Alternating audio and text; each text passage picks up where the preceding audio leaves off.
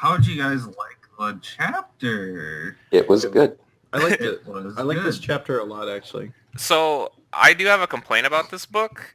What? Okay. He does use clearly a lot, and that's just Yeah, triggering. I hate that. Yeah. Yeah, It's, clearly this not obvious thing is true. yeah. Yeah, like I remember being in undergrad when professors would be like, if you write clearly on your homework, we will definitely take points off. Mock you. Mock you too. We'll find some way to take points off for this Dawn proof. will like hold your paper in front of you and just be like, "Oh, Austin is so stupid." You're like, oh, please don't. Man, if Doan called me stupid, I'd feel like my father killed me. Jeez, Austin. Probably more my mother. Oh shit. I like that correction as if it were a precise statement. If you knew my father, it'd be more precise. There we go. Where's the Okay. what things did you find interesting in the chapter? So the first thing I found interesting was, I think Lane talked about it last time in the video, is defining a function as just a set Oh yeah. of A cross Yeah. B. Yep. And he brought that up, and I thought that was actually a really cool way to look at functions. It's pretty cool. Yeah. That way of looking at functions is pretty ubiquitous, though. In like, you do the vertical line rule in like primary school to figure out whether a graph is a function Yeah. and stuff like that. So Mhm. something that I forgot about too, though, to be honest. And I remember, like, oh yeah, that's like 6th grade when you learn about functions. Yeah. I like the description that like a graph of the function, or it was like gamma sub f, he used for like the graph of a function, which is just, all the ordered pairs associated to that function. Mm-hmm. And he says like a function really is its graph. I thought that was kind of a neat little description. Yeah, because set theoretically, like, when you're starting from the very bottom and you're working your way up, like, that's how you define a function, is it's a set of ordered pairs such that blah, blah, blah. That's pretty cool. There was a problem in the exercises, I think, about the graph of a function.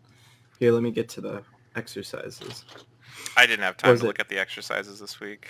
That's okay. There's a lot of them. I didn't even read 2.7, it was like, let f be any function, and then prove that the graph is isomorphic to A.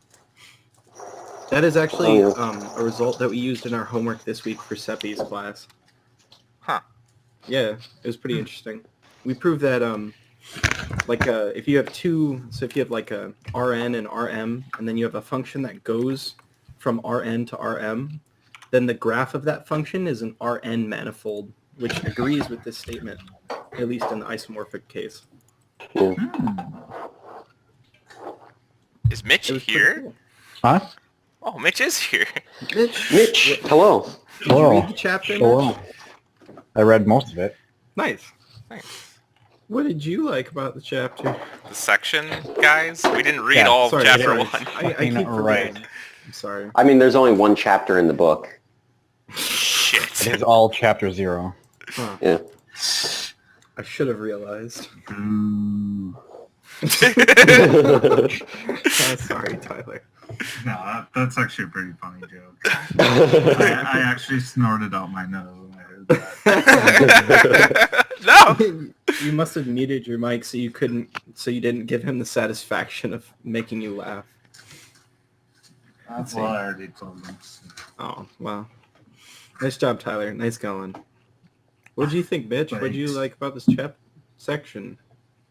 Well, I mean, not gonna lie, it's been a while since I've actually read math, so that was kind of nice. Cool. That's how I was near the end of it, when it's like defining isomorphisms, Yeah, I was Oh, like, yeah. I remember these things. and I was like, are you just defining them as functions? And then say, Yeah. what? Yeah. It Hold took on. me a little bit. Like, I'm still not completely clear on the difference they were trying to bring between like injective and a monomorphism. It just seemed like they were specifically saying the exact same thing. That was what Yeah. I thought was most interesting. So I've read ahead a little bit, but the reason that's important is because that is the definition of monomorphism that's used for categories. So instead of, you can think of the objects of categories as being sort of kind of like sets, but not really. And you can think of the morphisms of categories as being kind of sort of like functions, but not really, not all the time, unless you're in the set category. And monomorphism and epimorphism, these definitions of monomorphism and epimorphism are what are used in categories. And it's important because in sets, an isomorphism is basically a monomorphic epimorphism. In other words, a bijection is an injective surjection. But in categories, that's not always true. You can have a category which has a morphism that is a monomorphism and epimorphism, but is not an isomorphism. So it's important that you kind of distinguish those, and that's why he defines monomorphisms and epimorphisms the way he does. It's also another description of like the same thing. If you're thinking about it in the set theoretic case, then an epimorphism is always an injection. Surjection. Or sorry, I got that. Yeah, I always get those backwards. And then the monomorphism is always an injection, right? So this one is a more general way of looking at it, and it's kind of neat that so in the example that he gave, where it was like, so if you have a monomorphism, then it's an injection, and he gave like a proof to it. I think, was it his proof that was like really constructive, where he basically defined two functions, right, that just gave the monomorphism the injective structure, which that's a really cool proof. That proof was hard for me. It's really hard. I was like, oh my god. One of the exercises is to do the same thing for epimorphisms, and that's a pretty hard proof if you're not like used to thinking about maps and stuff. Yeah, I actually drew that up while Austin was here. I have it down in my basement, but but it's neat that like just as long as you restrict, you don't have to talk about elements. You can just completely talk about functions. It's kind of neat. Which is sort of what you have to do later on when we start talking about stuff in terms of categories alone. Another one of my favorite things in this section was the breakdown of any map into its constituent parts. Oh yeah, that was cool. That's the canonical decomposition. Yeah, it's so cool because that construction just comes up naturally in like algebra all the time. Like it's almost exactly the same thing. Yeah. So what was it exactly? Does anyone know it off? It's a map function is a composition of basically a surjection, bijection, and injection, I think. Yeah, it projects onto its equivalence classes defined by the function. Then it bijects itself onto its image, and then it injects itself back into the set B. Interesting. Yeah. For those not paying attention at home, that's why we went through that. Oh, what? I thought, Austin, I thought it was cool. No, yeah, it's cool. But we were literally just saying it's cool. We should say what it was. That's why. I did. Yeah. Oh, I said what it was. I thought. Yeah. We did. Oh, we did. Good. You did. That's the final function. Come on, there we go, Mr. Mr. Hammerman. It's pretty neat.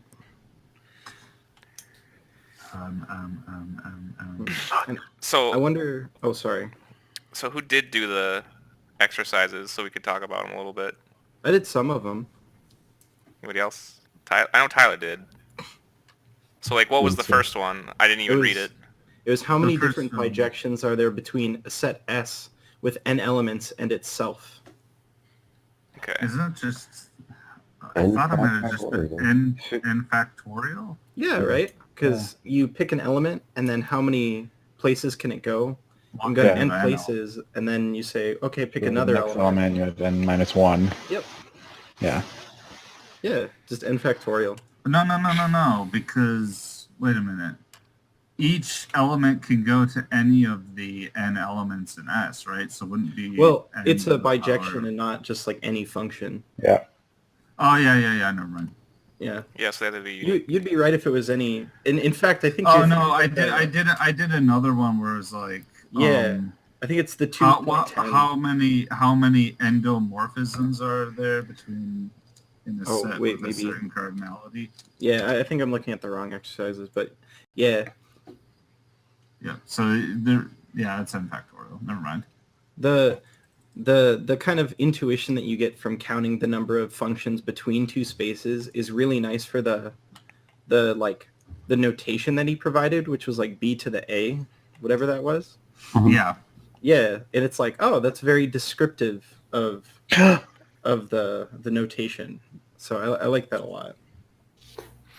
I was getting a little, not frustrated, but overwhelmed with how much notation he was introducing.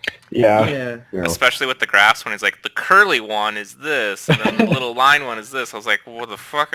And then he just kind of gave me a graph, and I was like, I don't know what this says. You introduced like 5 notations before giving me this graph. Yeah, it's a lot to parse through, but so when we get to categories, you're probably gonna hate reading the definition because it's like 8 things. You're gonna be like, oh my god. So the notation is pretty important because he just like you use it all the time.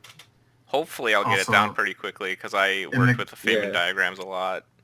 In the category that's section, my brain melted when I was trying to read about the slice categories and co-slice categories. Yeah. Yeah.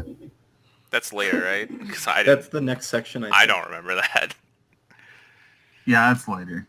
Oh, okay. So that's next week's. Great. Well, Yeah, I think they do an example of it, but they don't do it like really strictly. Yeah, that's what kind of bothered me, I guess. So he doesn't present a formal proof Shit. that it's a category in the first sentence, but Mm-hmm. you know. Let's see. Do the projection maps make sense from like a product to its constituent parts? Oh. I don't remember that.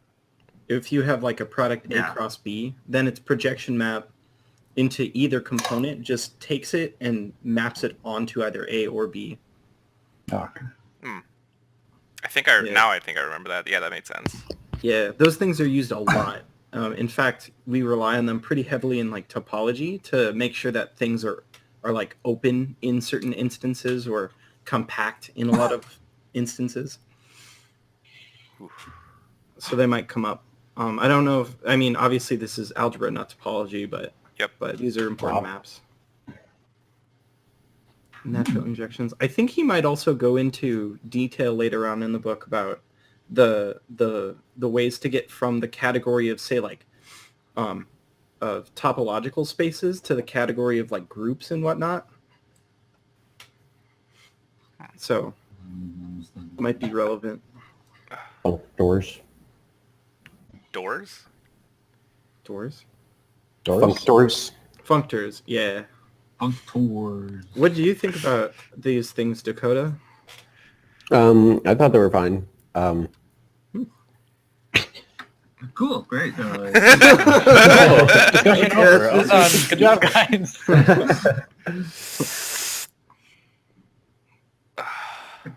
Yeah, I mean, so I've seen a number of these things before, Yeah. but it's nice, like,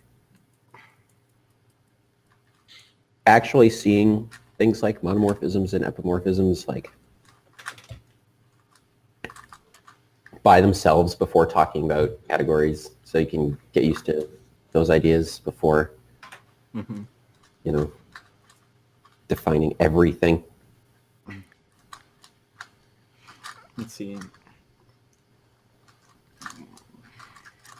Family distance. There's a way to choose one element in each member of the family. Oh, did in question like the exercise 2.2, it wants you to prove something. And it says, you may assume that given a family of disjoint sets, subsets of a set, there is a way to choose one element in each member of the family. Is that just saying we can use the axiom of choice for this one? Yes. Yeah, it says in the footnotes. Oh, okay. 13. I didn't see that then.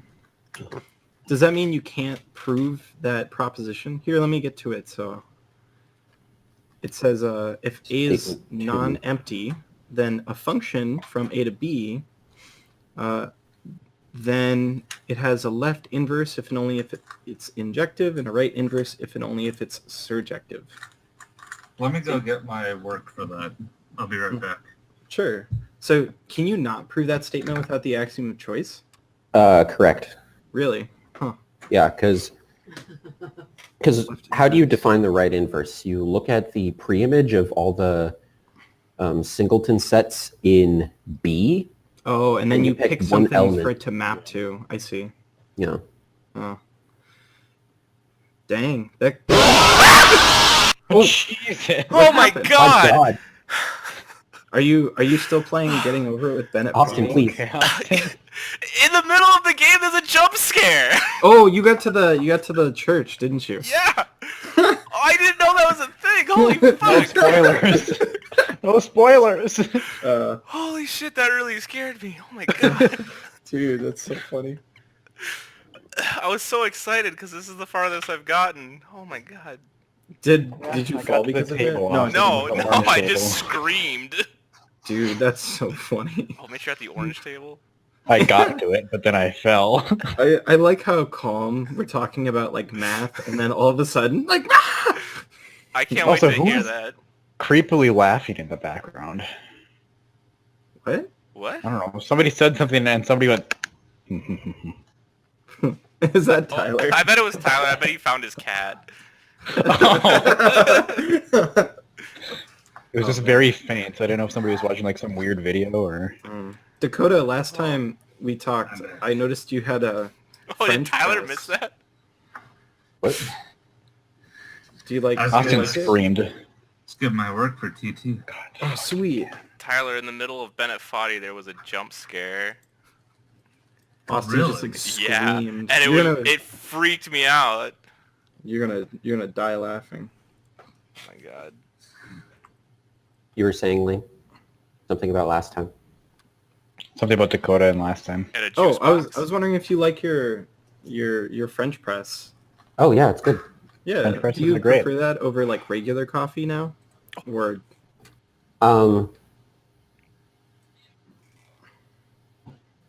Dakota? It is... I'm thinking. Oh no, sorry. What is regular coffee? Oh, like drip- coffee, like drip pod coffee? Yeah, like drip brew. I will say it is better than the drip brew I have been making in my home. Oh, okay, makes sense. It may also be the case that I'm now like grinding my beans, like Oh, buying whole yeah. beans, and Whole beans are makes it so very much big better. difference. not just using the Folgers that you get in the store. Yeah. I like people say like full body. I would rather say like thicker or like grimier or something like that. I like that kind of taste, feel, texture from Ugh. coffee. It sounds really I've- gross, but I don't like I'm an original espresso coffee. maker, so I Yeah. drink espresso. I guess grimy wouldn't be the right word, but like a lot of the coffee particles kind of It's- get into it because you're Well- not filtering it through a thing, you know.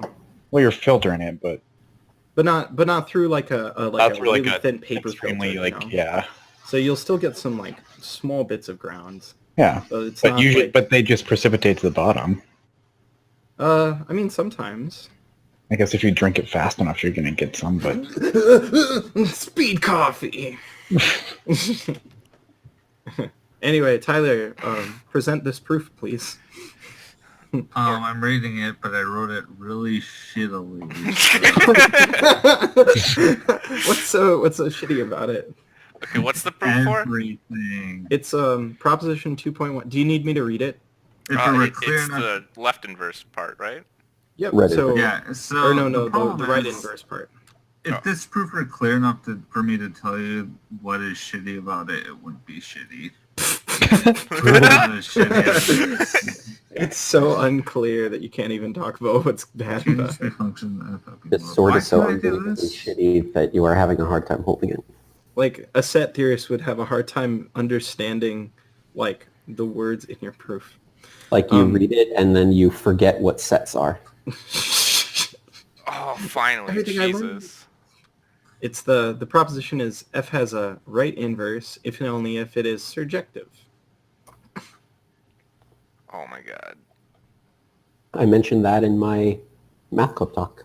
Oh, Oh, no. neat. Oh, thank god. Does Illinois have like a pretty cool math club? No, my The NDSU entire state? Oh, you gave one. You gave one. Sorry, I forgot about the one that you gave at NDSU. Oh, I wish I Wow, would have man. seen that. It was good. It was was really not. good. Did you just talk about topology? Or Topology. actual Choice. Why would he talk about... He just really wanted to Yeah, talk about Dakota, Leo my Butler. topology friend. Dakota was super into topology when I was in NDSU. Yeah, I mean, I still sort of am. It's just no one calls it topology. Oh? You're too cool like- to call it topology. No, I mean, because if you study topology, you study things like, algebraic topology, like homotopy theory and stuff, or you study Yeah. like differentiable manifolds or some Yeah. stuff like this. And the stuff I do is closer to logic and set theory than topology. Right. It's just that you start out in a topology course and you start talking about open sets and that sort of stuff, which is which I still think a lot about because I have to for what I do. But it's not how people who call themselves topologists actually think about the spaces they work with. I see. That's true. Reminds me of when I was taking Doan's Real Analysis 1 and we started talking about open balls. And every time someone said open balls, this guy in front of me would laugh. Amazing. And then he Did never Doan showed get up you? again. Oh. Our Did intellectual Dawn kill him? environment. I don't know. Hey, I was thinking the other... Who's that one kid from NDSU? Kevin Kissy. That one. I knew exactly what you were saying. I couldn't remember. Happened I to him. could see his face, but I couldn't remember his name. Oh my god. He just like disappeared from the face of the earth. Like one year we were like, hey, it's really weird that it's so quiet. It feels like something's missing. And then we're like, what happened to Kevin Kissy? And like nobody knew what happened to him. And we're like, I think he's in Minneapolis. I don't know. Whatever And happened then to one day I Robot saw Jones? him at the store, and then I never saw him again. I have Thank no you. idea what to do here. I am so stuck. For the proof? No, for Oh. getting over it Body. with Bennett body. I'm just stuck. Oh no, I missed the box. Oh no. He was awful, and we tried to fix Can't that. you launch yourself from the I've been trying, but there's not like Okay. enough. instead of like swinging? Can't you like push so your hammer That's down? kind of a I've tangent. tried pogoing. I'll show okay. you if you're watching. Yeah, Tyler. Like I don't make it high enough. Hmm. Yeah, Tyler, how's your proof coming? Oh, I see what I did here. Okay. Nice. Ah. Oh. We are not continuing until you finish this goddamn proof, Tyler. Dudes, it's pretty bad.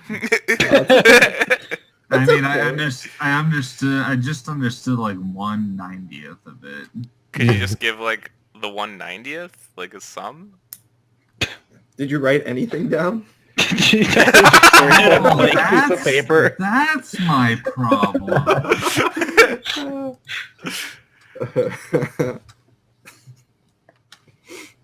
Damn. Alright, what? Suppose F is an epimorphism. Right, and then what I did was... So, if and only if F is a surjection. Oh wait, are we doing the same one? I think. I was You looking at want- the right invertible implies surjection, but we can do the epimorphism. It's basically the same thing, so in the style I of think... Oh, no. It's not exactly the same thing. well, it's I'm proving that an epimorphism is if and only if it's right cancelable. Was that the wrong one? if and only if Is it's like this not surjective. 2-1? Is this I think- not I think- 2.1? Surjection if and only if, right? Oh. I think we're using different words, but we're probably doing the same problem. You're just using epimorphism, and I'm just saying surjection. Did you do it, Lane? Yeah. Oh, you did. Okay. Yeah. Why don't you present yours then? For 2.2? Yeah. Sure. Here. I don't have like a way to draw or anything, so I'd have to just say it out loud. But That's fine. Well, this is. Yeah, okay. You could screen share on Paint. I can't. Remember? Oh, I did yeah. thing last time. Oh. You So could if it's video right- call my phone on Skype. Wait, no, that. Oh my god, I'm not doing that. Oh no, Lane. Yeah, why don't you present yours, Lane? Because this is 2.5. Oh, okay. Mine's 2.5. Yeah, that was the really tough one. I don't blame you for taking a while for that one. But so if f is right invertible, then I have to show that it's surjective. Here, I'm gonna go the other way first. So if it's surjective, then it's right invertible. Let me. I have to write while I talk, otherwise I won't be able to. So if it's surjective, that means that for anything in B, I can always find an A that maps to it. Yeah. See, who is that? No, oh sorry, that's my girlfriend. Oh, okay. Shelby. Oh. Yeah, she's like watching Good Mythical Morning or something. Oh. So I can always find an A that maps to some B. Let's see. And I have to show that it's right invertible, so I have to show that there's a G that I can take on the right to give me back A. Well, since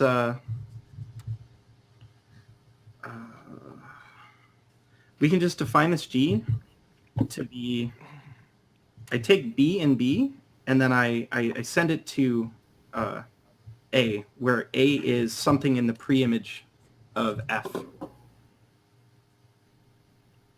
Okay, and then I use the axiom of choice to pick like one for every single preimage, right? And then G is then a right inverse of F. So that's the backwards direction. Does that make sense, or? So the problem is F of A is B, and then you're mapping B to something else in A? Is that how it's Yeah. So if I have something in B, I can always take the preimage under F and look at what elements map to it, since F is surjective. And I can pick one element from its preimage for every single thing in B. And after I have all of those elements picked, then I can just make that function that goes backwards my G. Okay, I think I got it. Okay. And I have to use the axiom of choice in order to do that. Otherwise, I wouldn't be able to pick each of those things from the set. Mhm. So, and then if F is right invertible, I have to show it's surjective. Well, I take a B in B. Okay. And then I take G of B, because G goes from B to A. And then I take F of G of B, and I get B back, because F is right invertible by G. And so whatever G of B is, I define that to be my A, and then I always can find an A that gets sent to B.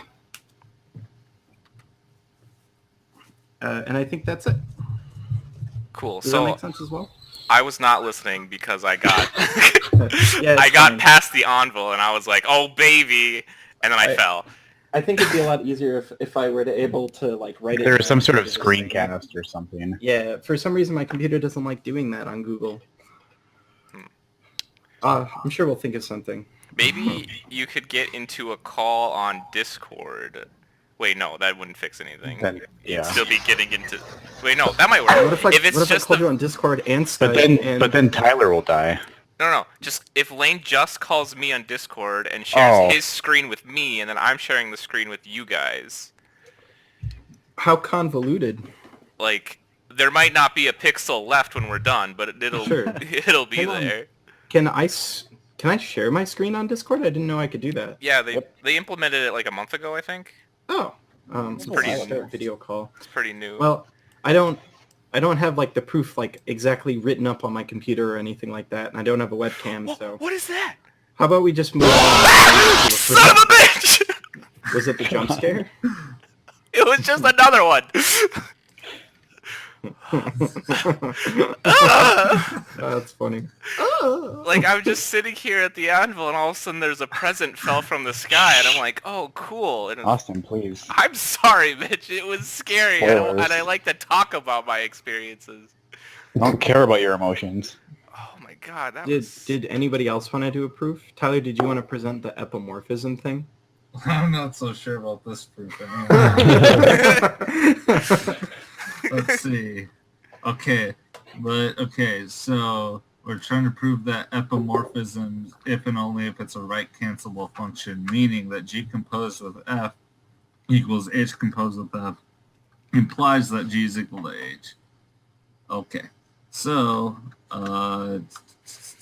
Wait, you want it to be right basically- cancelable? Yeah. I think you want it on the other side. F composed with G is equal to F composed with H, right?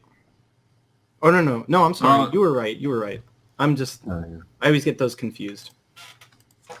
Okay, let GH be functions in F and epimorphism. So this is proving that an epimorphism is right cancelable, okay.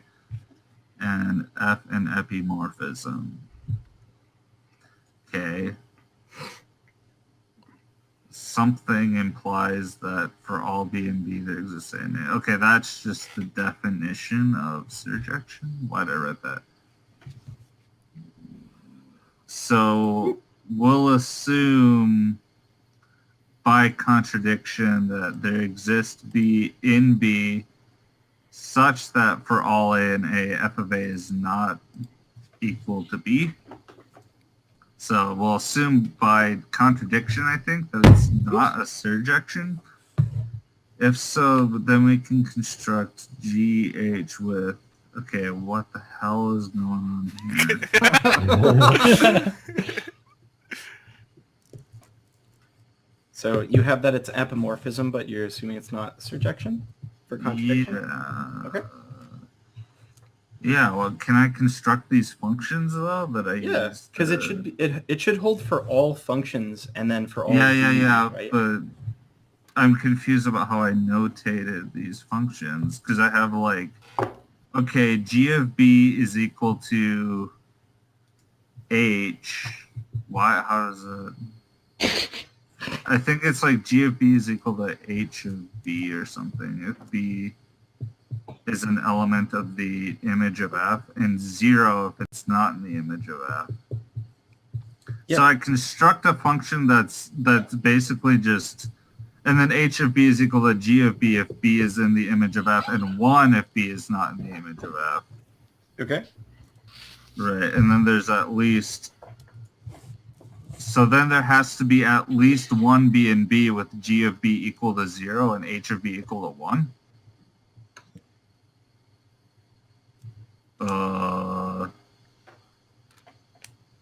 But G composed with F is equal to H composed with F, since for arbitrary element A and F, F of A is in the image of F, so H is equal to 1. I think I don't think you need to do the contradiction. I think you have like everything set up to be able to do this without doing it by contradiction. Yeah, okay. Yeah, I think you could just do a constructive proof actually.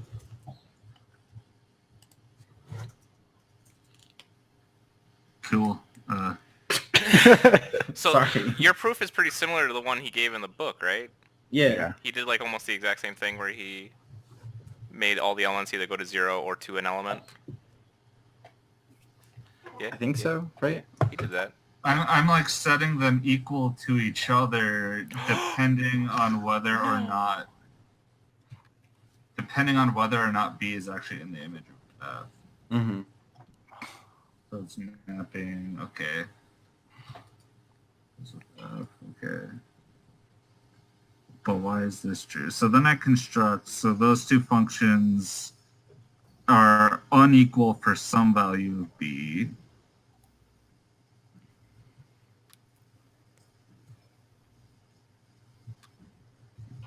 F is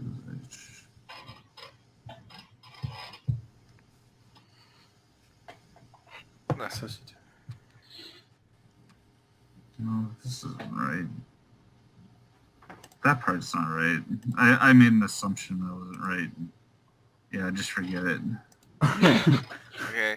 Just freaking forget it. Aw, that stinks. Oh, I'm sorry, Tyler. No, I'm not hurt. Is someone washing their hands? Dakota's doing making PB&Js, I thought. No, I What? Is he washing them in the sink? Multiple PB&Js? Yeah, well, usually whenever Dakota has PB&Js, he makes like 30 of them. He makes 4, maybe 6. It's 4. God. Yeah, 4. It was Like, 4. we're at Costco or something? I mean, that's how many you have to make for it to be a meal. I agree. It's just a Don't lot have of toast. PB&J as a meal. Welcome to Oh, Austin yeah, and yeah. Dakota's PB&J talk. Yeah, okay, this makes sense. Never mind. Nice. But we have G composed with F equals H composed. So I construct these two functions that have to be different for some value of B. And then I prove G composed with F is equal to H composed with F because each element of F is in the image of F, and that's where I define the functions to be the same. Mm-hmm. But the function's an epimorphism, so G is equal to H in its entirety. Yep. So it must be the case that the contradiction is that you can use the fact that F is an epimorphism to prove that G is equal to H, but you basically constructed functions where G wouldn't be equal to H if F were not a surjection. So F has to actually be a surjection. Yeah, nice. Okay, I just wrote it crappy. That's okay. I'm I think I wrote the smart. same proof as you too, so that's awesome. Okay, I'm still smart, guys. Tell you wrong. Oh my god. Let's see. Did you want to do a proof, Dakota? Sure. That was on the I'll do side. 2.7. What's that one say? Let f from a to b be any function. Prove that the graph of f is isomorphic to a. That's a cool one. You just look at the projection onto the first coordinate of a cross b to a. When you restrict it to the graph of the function, which is a subset of a cross b, then you know that it's surjective because every element of A is the domain of F, so there is a point. Mm-hmm. Getting distracted watching Austin play Bennett Foddy. That's okay. Me too. It's just a projection, right? Like you basically write down the definition of what it means for F to be a function, and then that's the proof that the projection is a bijective function from the graph of the function to A. Mm-hmm. Oh my god. Yeah. Neat.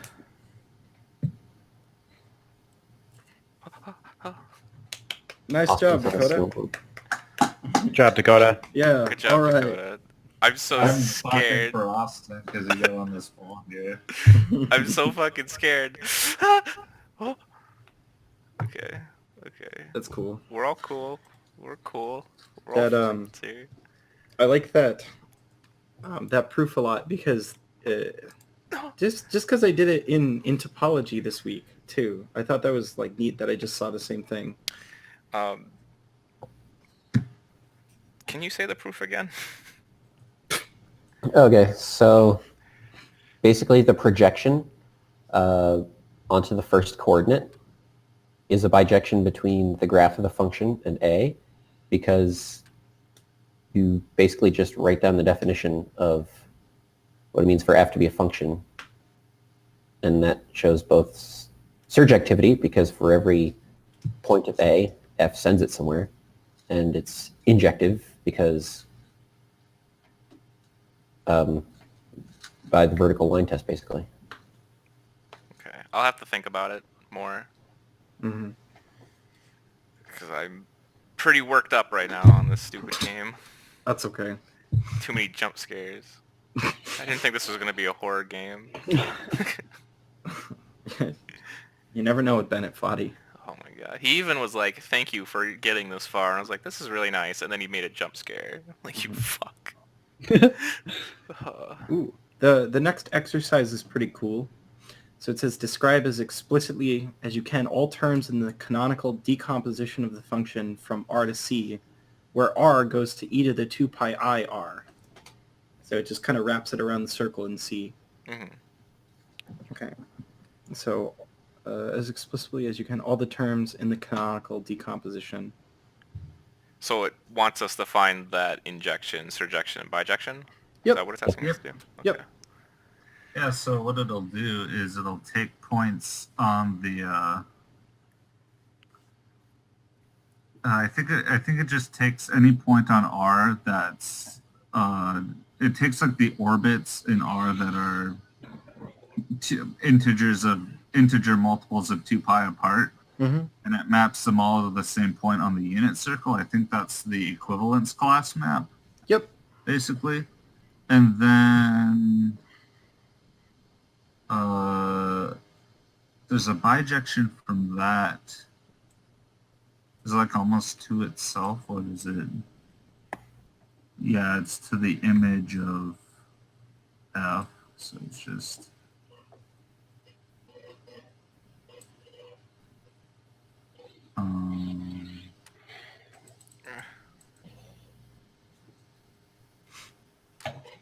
No, first it maps it to the equivalence class, which consists of all of those values. Then it maps it, I think, to the complex circle. It maps those equivalence classes in their entirety, packaged in one thing to their point on the unit circle. That's right. Yep. And then third function, how is that?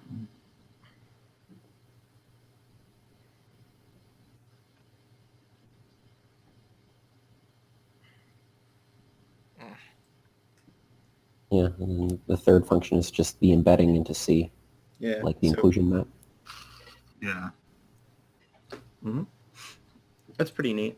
I like the, it says this exercise matches one assigned previously. So it is the same basic exercise as the one Dakota did last time about... Oh, the graph. No, not that one. Sorry. The different one. Like the last week when we talked about sets is what I meant. Not the one he just did. The equivalence relation involved here that you get from F is 2 points in the real numbers are equivalent if and only if one minus the other is an integer, which is what's going on here. Yeah. So it's cool. And so here is one of the ways you can use to see that that's basically a circle, because here's the map. That's a neat little thing. This map is a surjection onto the circle, but it's locally injective. So if you look at a small enough point, then it's a bijection. So that's another interesting bit about this one. Let's see. What was the last exercise? I'm learning assembly for those that haven't. Assembly language? Yeah. You're like, okay. I'm a private tutor. A lot of Factorio? No, I'm a private tutor for somebody in Duluth, and he's taking electrical engineering courses. And he was like, "Could you tutor me in my assembly class?" And I was like, "Sure." And so he has no clue how to read assembly language, so that's why I've been learning it, is to teach it to him. Isn't that the point of the class? Is to... Yeah, but I get paid, so I don't care. No, I'm just saying, isn't it the point of the class for him to learn it? Yeah, and instead of him learning from the class, he's going to learn it from me! No! Okay. He's not going to learn it from you? He is going to learn it from me. I just fell. Oh, I'm sorry. Oh no, my hammer broke. What is assembly? It's what you code like microchips in. Oh, interesting. And so it's really primitive. Like, you can only have 32 variables, and so you have to use them wisely. What was that? What was that? What was that?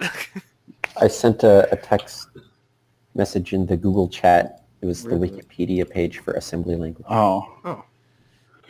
Where do I Oh my find God. it? Oh my god! I see everyone. Where do I find this thingy? Is it here? And then I hit the don't up see it arrow. in that. I see it. It's in the little chat box. Oh, go to the like actual Google website or whatever, the Google Hangout website Hello? or whatever. Whoa. Hello? Fuck. Shit. I can see my Oh. stuff. Oh, here we go. Austin, why do you have so many tabs open? Well, this was me checking my stats for Rainbow Six Siege. This was me watching a guy stream Modern. But This is this I mean, shit. so I guess maybe not tab. You have like a lot of tabs, but you also Oh. have like, here's a bunch of Google pages, and then also like Steam, Discord, Spotify, Twitch, Skype, your sound settings, and getting over it with Bennett Foddy open. Well, so Steam is so I can play Bennett Foddy. This is Bennett Foddy. This is so I was talking with Mitch. Who's this? What is this? Oh, this is a different thing. Don't worry about that. My sticky notes is so I can keep track of all the shit I have to keep track of. Spotify so I Interesting. can listen to music. Twitch is because I have friends that all use different platforms. Like Jesse uses Twitch. A lot of people use Discord. Tyler can only really use Skype. Yeah. I can use this.